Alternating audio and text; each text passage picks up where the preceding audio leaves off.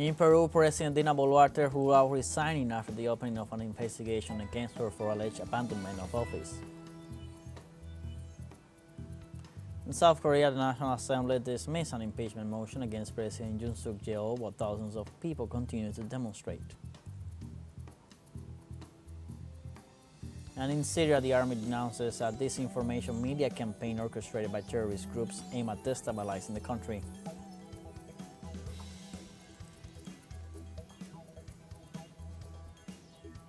Hello, welcome to From the South. I'm Luis Alberto Matos from teleSUR studios in Havana, Cuba. Breaking with the news. In Peru, President Dina Boluarte ruled out resigning after the opening of an investigation against her for alleged abandonment of office. The Peruvian president ratified that she will complete her term of office, which expires on July 28, 2026, stating that the possibility of her resignation is not in her plans. In this regard, the Public Prosecutor's Office opened a preliminary investigation against Boluarte for office between June 29th and July 9th, 2023, when she underwent a plastic surgery. To this must be added the fact that during her term in office, Boluarte raised her historic lows in popular approval.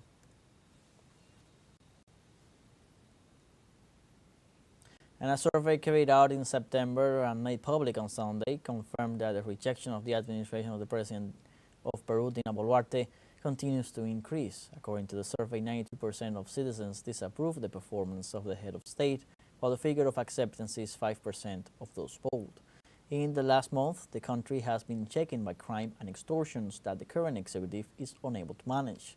These figures are released after 2 days of strike by the transportation workers, who have called for a national strike of all sectors, and on Saturday announced a rupture of dialogue with the legislators due to the refusal of the Congress to repeal Law 32.108 and to file the law on urban terrorism.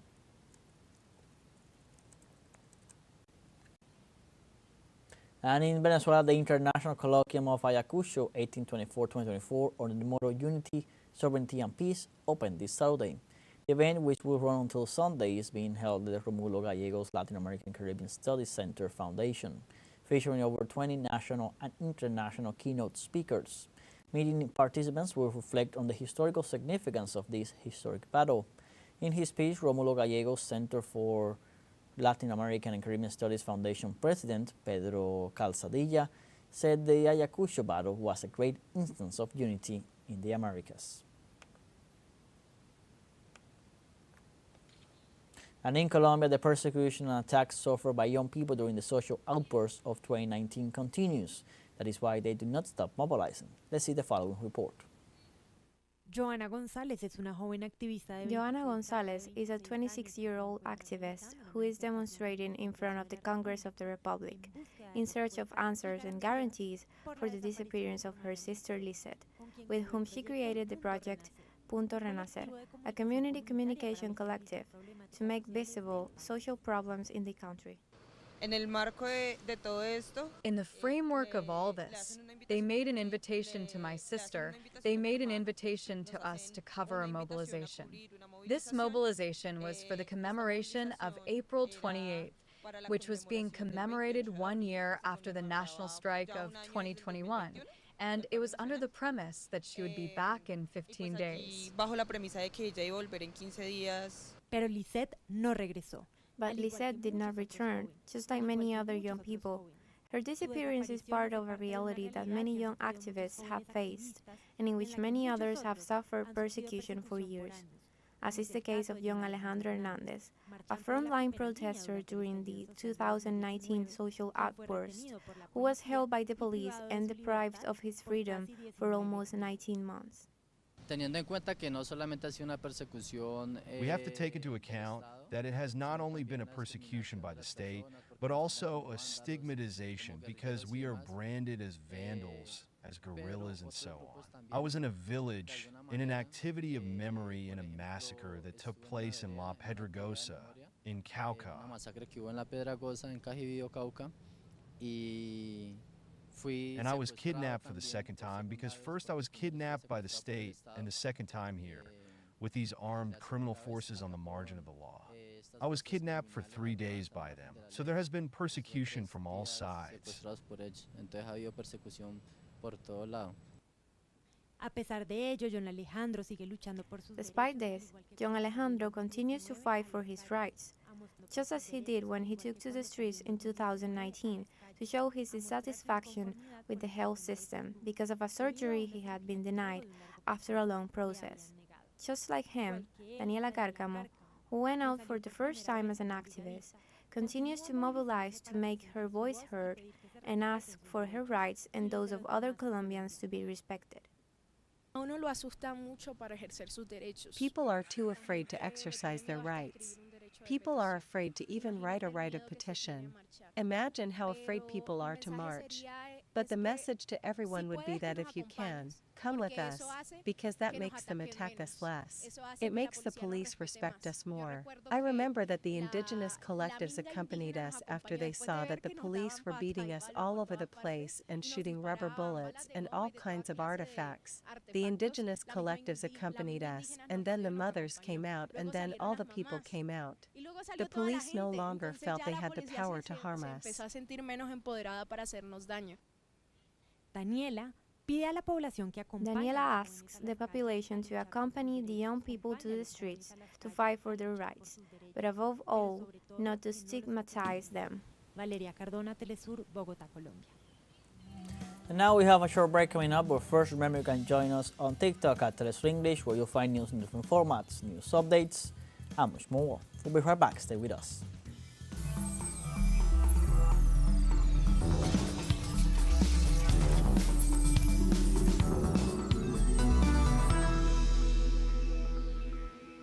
Welcome back. Cuba prepares to celebrate the 52nd anniversary of the establishment of relations with the Caribbean community, CARICOM. At the Palace of Revolution in Havana, the head of state ratified his country's support and solidarity with its Caribbean neighbors before their representatives. This December 8th, Cuba commemorates friendship with the brotherly peoples of the Caribbean. During the meeting with the 14 representatives accredited in Cuba, the president, in addition to conveying an affectionate greeting from Army General Raul Castro, thanked the Caribbean solidarity. This is an occasion to thank you on behalf of the Cuban people and government for the constant support of CARICOM to Cuba in all international forums. Your open opposition to the economic bloc of the United States against our country, which has remained unchanged over time. The support and gestures of political and material solidarity aid to the Cuban people by the United States before the difficult circumstances that our nation lives, and more recently before the affectations caused by earthquakes and hurricanes. In a landmark operation on the Caucedo port near Santo Domingo, Dominican authorities have seized 9.5 tons of cocaine, marking the largest drug bust in the country's history. The second biggest seizure on record was reported in 2006 when officials found more than 5,680 pounds. On this occasion, the cocaine was hidden within 2 shipping containers filled with bananas. According to police authorities, the shipment came from Guatemala and was destined for Belgium. The estimated street value of the confiscated drugs is around $250 million. Authorities have arrested 10 individuals linked to this operation. So far in 2024, Dominican law enforcement has confiscated nearly 47 tons of illegal drugs. And South Korea's National Assembly has dismissed a censure motion against President Yoon Suk Yeol, while thousands of people continue to demonstrate outside Parliament. After a first deliberation, the attempt to impeach the South Korean president failed for lack of the minimum quorum required because lawmakers from the ruling party left the hall. This occurred in the midst of corruption accusations for alleged interference in an inquiry on the First Lady, which is being settled in Parliament.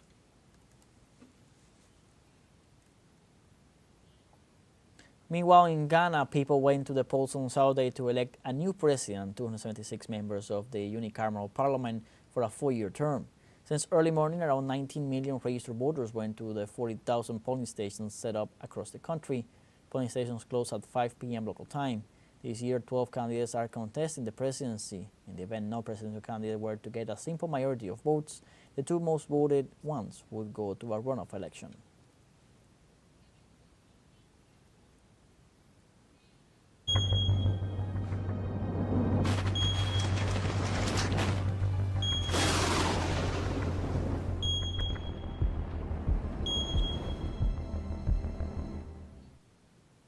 In Haiti, at least 4 people died and 27 others were injured after a flash flooding caused by heavy rains in several communities in the north, south, and in the Grand Anse department.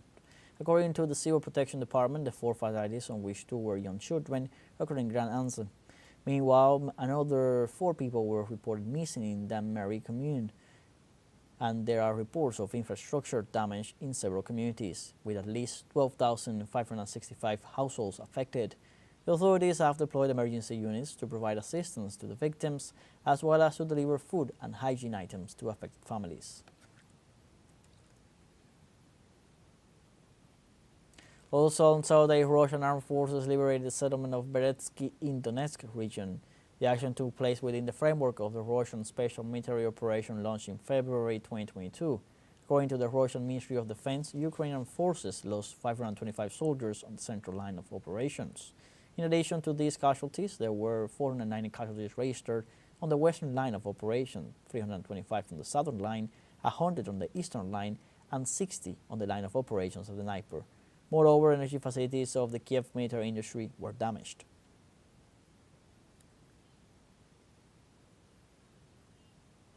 We have a second short break coming up, but before we invite you to visit our YouTube channel at teleSUR English.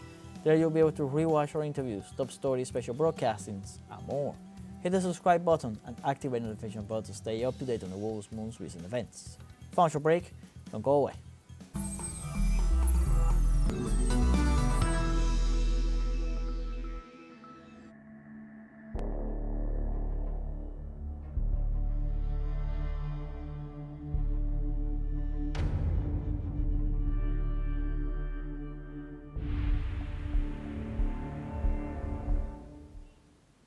Welcome back. The Lebanese government met with army commanders to assess the plan to deploy forces south of the Litani River. Interim Prime Minister Najib Mikati led the meeting with military forces in the city of Tyre. Authorities review and approve the operational plan prepared by the Army Command to implement the deployment of the forces in the area. This is in the framework of a ceasefire between Israel and the Lebanese resistance movement Hezbollah. After almost 14 months of cross-border fire, the Lebanese interim prime minister recalled that the main objective is to advance in the reconstruction of the south in order to achieve stability in the Middle East region.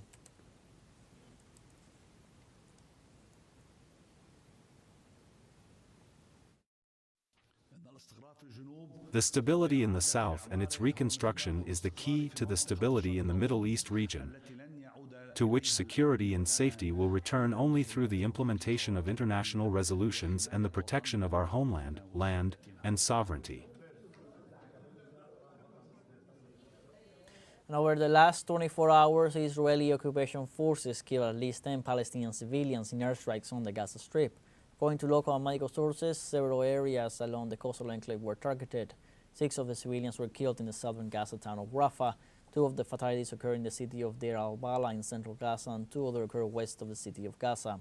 According to the latest health report, at least 44,600 Palestinians have been killed and over 105,900 wounded since October 7, 2023. Also in northern Gaza, at least 21 people were killed when the genocidal Israeli troops attacked the Kamal Adwan hospital again. Hospital authorities claim that since the start of the genocidal operation, they have been under attack. This last time, the war criminals parked tanks 50 meters from the hospital. Then they entered the hospital in uniform, demanding everyone to evacuate the hospital and forcing people to run towards the tank guns. Minutes later, they opened fire. The World Health Organization denounced that no evacuation order was issued at any time, and they have confirmed that at least 4 members of the medical staff were killed.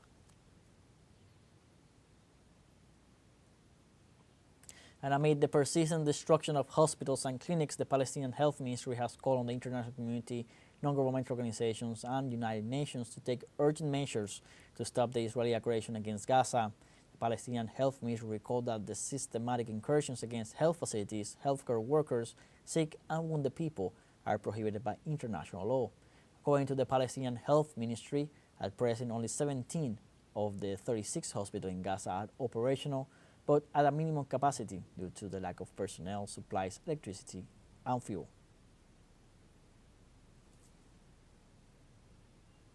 And Palestinian authorities are denouncing new Israeli plans to seize over 2,400 hectares of land in the occupied West Bank as part of an expansionist strategy in that territory. In a statement, Palestinian National Council officials condemned the recent announcement by Israel's finance minister, Bezalel Smotrich, who pledged to annex more Israeli settlements in the occupied West Bank by 2025, saying preparations are already underway.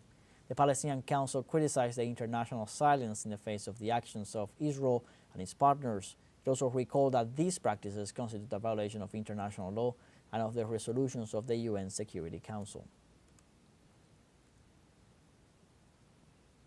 Meanwhile, in France, social movements took to the streets of Paris in support of the Palestinian cause and in rejection of U.S. President-elect Donald Trump's visit to the country to attend the reopening of the Notre Dame Cathedral.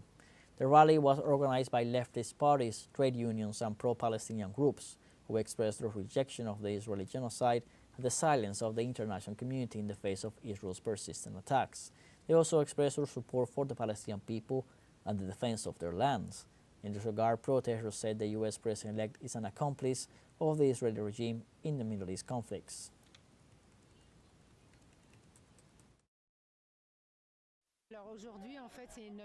So today, in fact, it's yet another demonstration, but what's special is the arrival of Donald Trump, who has been complicit in the genocide, much like the United States has been since the beginning of the creation of this rogue state that is occupying Palestine illegally.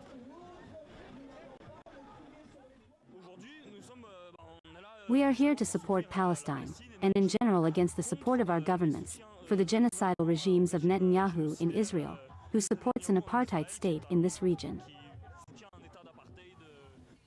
The Syrian army has denounced a disinformation media campaign orchestrated by terrorist groups aimed at destabilizing the country. According to a military source, armed terrorist organizations spread a fake report through websites and some communication channels about a supposed withdrawal of Syrian army units from all areas of rural Damascus. The alleged report aimed at creating panic among the Syrian population in those areas. The supposed withdrawal has been denied by the Syrian army, whose soldiers are ready to perform their duties and face any terrorist action.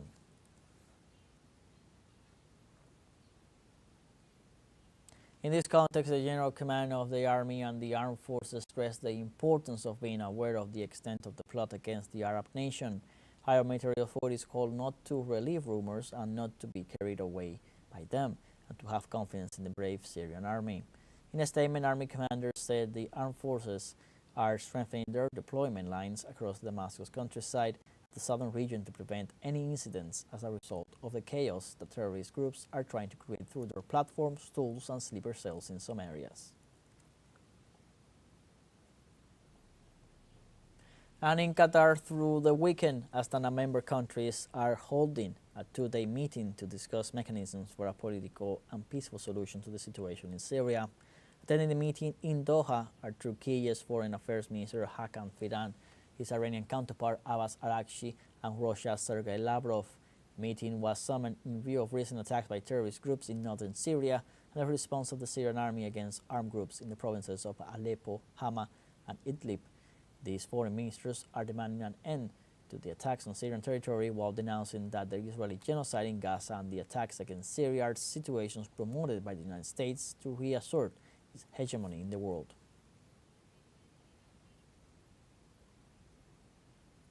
Like this, we have come to the end of this news brief. You can find these and many other stories on our website, telesurenglish.net. Join us on social media, Facebook, X, Instagram, Telegram, and TikTok. For TeleSUR English, I'm Luis Alberto Matos. Thank you for watching.